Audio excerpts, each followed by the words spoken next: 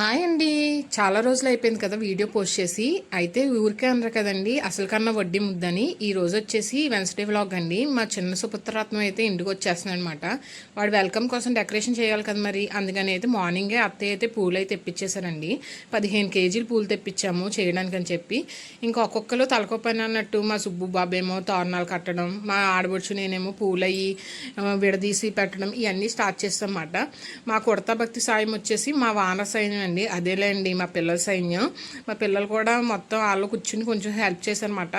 ఎంతో కానీ సాయం చేస్తే తొందరగా అవుతాయి కదా, కానీ విడగొట్టడానికి టైం ఎక్కువ పట్టిందండి డెకరేషన్ చేయడానికి కన్నా కూడా. విడగొట్టడానికి 2 hours అలా పట్టేసింది. మా సుబ్బుబాబు ఏకధాటిగా కూర్చున్నాడనమాట. అయినా కానీ ఫినిష్ అవ్వలేదు అవి విడగొట్టడం అన్నమాట.